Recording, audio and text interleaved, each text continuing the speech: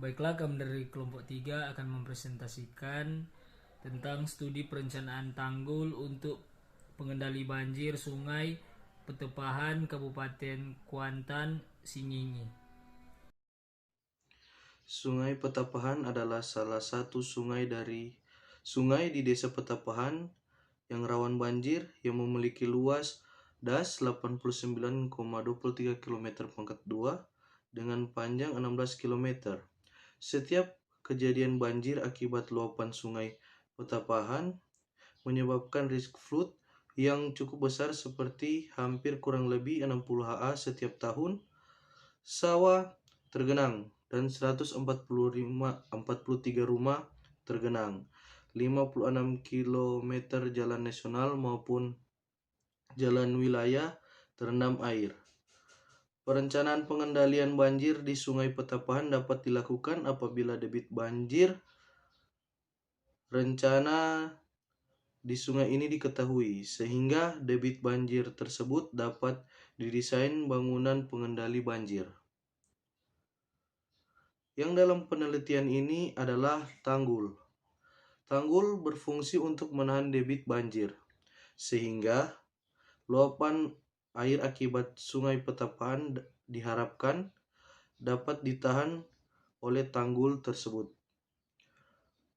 Tanggul didesain dengan menggunakan analisis debit banjir, rencana menggunakan metode HSS. Gamma 1 menggunakan satu pencatatan pos curah hujan. Untuk menghitung analisis hidrolika menggunakan software Heck and Rush. Dalam menentukan profil muka air sungai, dalam menghitung stabilitas lereng tanggul menggunakan metode Bishop. Analisis debit banjir rencana menggunakan metode HSS. Gamma 1 akan menghasilkan debit banjir skala ulang 25 tahun yang menjadi dasar dalam menghitung dimensi tanggul. Untuk menghitung tinggi muka air yang meluap di tebing sungai, maka akibat debit air skala ulang 100 tahun tersebut disimulasikan ke dalam software Heck and Rush berdasarkan hasil perhitungan aplikasi Heck and Rush. Diketahui tinggi muka air melewati tebing sebesar 150 cm. Maka untuk pembangunan tanggul penahanan banjir dapat diketahui dimensinya sebagai berikut. Tinggi tanggul 350 cm, lebar mercu 300 cm, kemiringan tanggul 1:2, lebar tanggul 500 cm. Dari hasil perhitungan geoslope di atas untuk metode Bishop, angka faktor keamanannya yaitu lebih dari 1, yaitu 0,770 untuk tahanan granuler yang mempunyai sudut geser 33. Pola aliran sungai. Pola aliran suatu sungai dapat terbentuk oleh sungai-sungai yang lainnya secara bersama-sama. Dalam suatu das, sungai-sungai baik utama maupun cabang secara keseluruhan membentuk suatu pola jaringan, umumnya dipengaruhi oleh struktur geologi daerah. Arthur D. Howard telah mengklasifikasi pola aliran sungai dalam beberapa kategori meliputi pola dasar, modifikasi pola dasar, dan gabungan modifikasi pola dasar.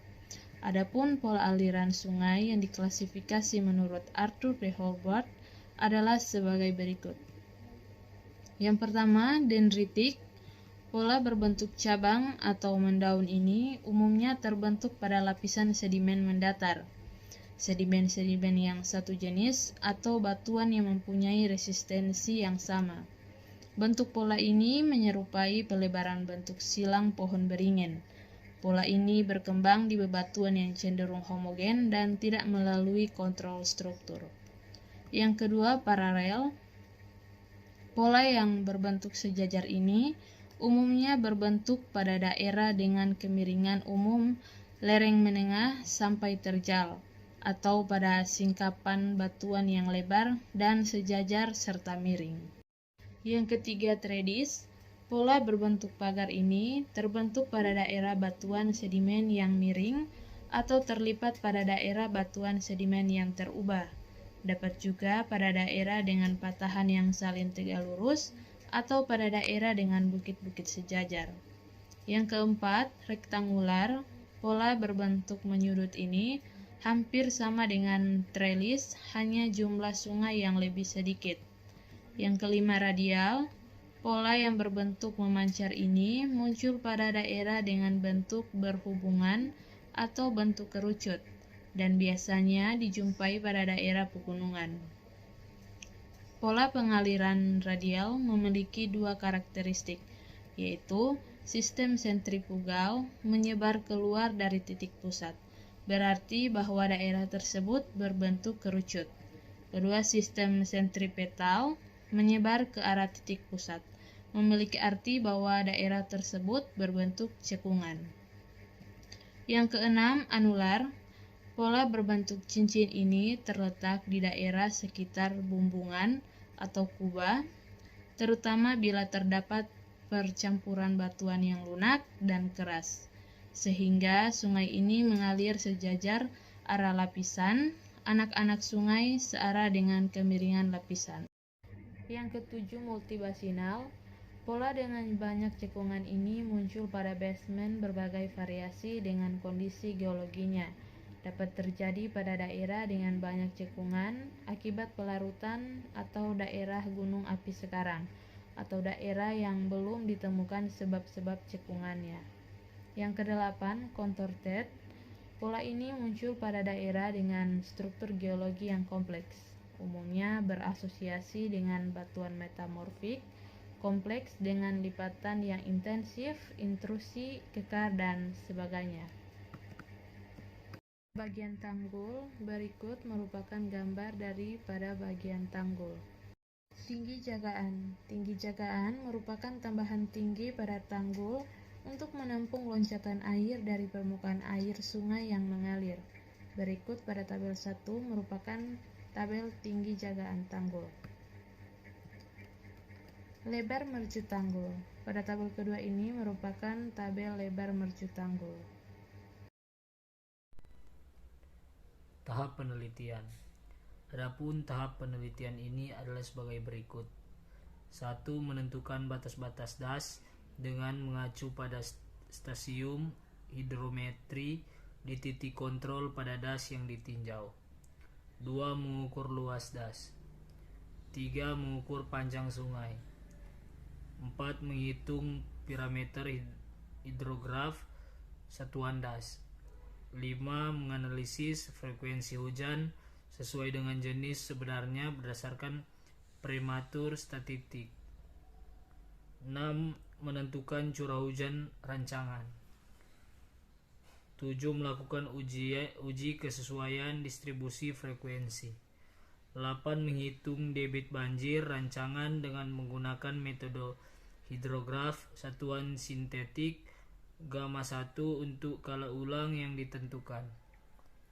9. Menghitung tinggi muka air dengan menggunakan program aplikasi HECRAS. 10. Menentukan tinggi tanggul yang dibutuhkan untuk pengulangan banjir yang terjadi di daerah desa petepahan. Teknik analisis data.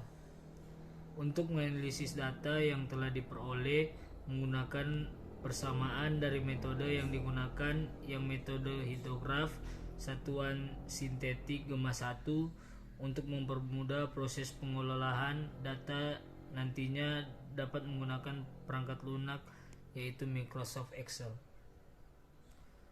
Bagan air penelitian. Pertama, masalah, rumusan masalah. Kedua, studi literatur, pengumpulan data, ada panjang sungai, luas das, curah hujan, berbagai data prematur yang dibutuhkan. Analisis hidrologi curah hujan rancangan, intensitas curah hujan metode ABM, debit banjir rancangan menggunakan HSS Gema 1.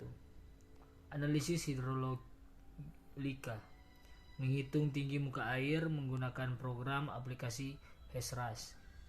Desain tanggul, dimensi stabilitas tanggul menggunakan GOSLIP.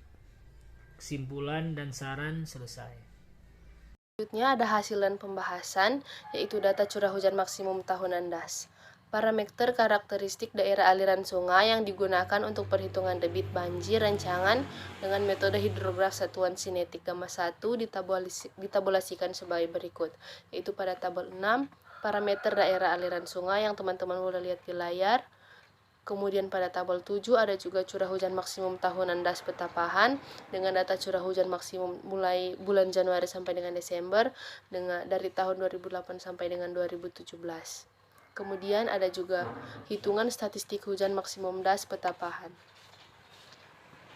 dengan jumlah data 10, nilai rata-rata 104,69, standar defisiasi 15,577, koefisien kemencengan min 1,357, koefisien kurtosis 0,148, koefisien variasi 4,724. Selanjutnya, analisis debit banjir rancangan. Perhitungan hidrograf satuan sinetik Gama 1 menggunakan parameter DAS dan persamaan-persamaan yang dijelaskan pada bab 3 dengan langkah-langkah perhitungan sebagai berikut. Yang pertama, menghitung TR atau time of precision atau waktu mencapai puncak dengan menggunakan persamaan berikut. TR sama dengan 0,43 kali L per 100 FF pangkat 3 ditambah 1,0665 dikali SIM tambah 1,2775 dengan hasil sebagai berikut yang teman-teman boleh lihat pada layar dengan hasil jumlahnya 2,114 atau 2 jam. Kemudian yang kedua, menghitung debit puncak QP dengan menggunakan persamaan sebagai berikut, yaitu QP sama dengan 0,183 kali A pangkat 0,5886 kali TR pangkat min 0,4008 kali JN pangkat 0,2381 dengan hasil 0,3229 meter kubik per detik. Yang ketiga, menghitung waktu dasar TB atau time base dengan menggunakan persamaan berikut, yaitu TB sama dengan 27,4132 kali TR pangkat 0,1475 dikali S pangkat 0,986 dikali SN pangkat 0,7344 kali RUA pangkat 0,2754 dengan hasil 26,48 jam atau sama dengan 26 jam. Selanjutnya, menghitung koefisien tampungan K dengan menggunakan persamaan sebagai berikut, yaitu K sama dengan 0,561, dikali A pangkat 0,1789 dikali S pangkat 0,1446 kali SF pangkat min 1,0897 dikali D pangkat 0,0452 dengan hasil sama dengan 364,92 menit atau sama dengan 6,082 jam. Dan yang kelima, menghitung besar aliran dasar atau QB dengan menggunakan persamaan sebagai berikut, yaitu QB sama dengan 0,4751 kali A pangkat 0,6444 kali D pangkat 0,9430 dengan hasil 1,77 meter kubik per detik. Kemudian menghitung indeks infiltrasi berdasarkan persamaan berikut, yaitu infiltrasi sama dengan 10,4903 kurang 3,859 kali 10 pangkat 6 kali A pangkat 2 ditambah dengan 1,6985 kali 10 pangkat 13 dikali A per SN pangkat 4 dengan hasil 10,49. Kemudian yang ketujuh, membuat unit hidrograf dengan menggunakan persamaan sebagai berikut, yaitu QT sama dengan QP kali E pangkat T per K. Dan yang terakhir, profil muka air sungai menggunakan aplikasi HEKRAS. Setelah mendapatkan debit banjir rancangan menggunakan metode hidrograf satuan sinetik, maka selanjutnya dilakukan perhitungan menggunakan program aplikasi HEKRAS. Data yang digunakan adalah debit banjir dengan kala ulang 50 tahun 40,39 meter kubik per detik dengan kala ulang 100 tahun 42,79 meter kubik per detik.